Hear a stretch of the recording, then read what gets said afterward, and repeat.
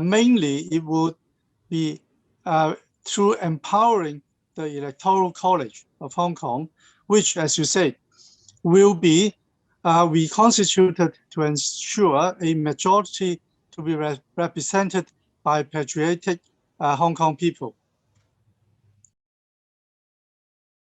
It is entirely under the one country, two system arrangement, because all of these changes were introduced by the highest authority of the People's Republic of China, which is the National People's Congress. And all autonomy of Hong Kong Special Administrative Region originated from laws and the basic law made by the National People's Congress. I think that after the reform of the electoral arrangement in Hong Kong, the radical sector and the unconstitutional sector in Hong Kong will certainly find themselves playing a much less important role in the governance and politics over Hong Kong. But this is something they ask for themselves.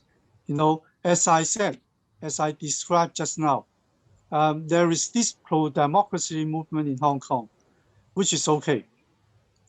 People are asking for more liberty, more political autonomy for Hong Kong.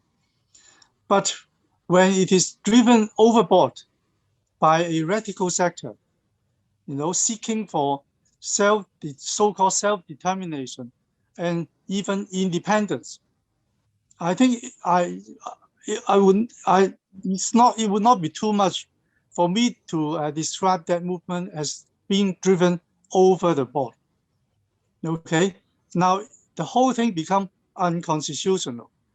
I think you would believe that in any country, unconstitutional behaviors are serious matters.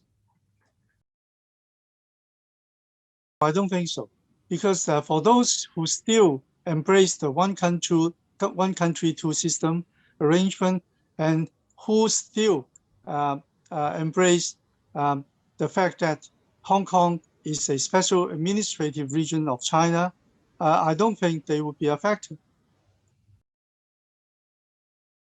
I really hoped with all these changes, which means the national security laws, as well as the reform of the electoral arrangement, I think Hong Kong will be back to the right track for the good of Hong Kong people, and that Hong Kong could play its rightful role in connecting China with the rest of Hong Kong, with the rest of the world.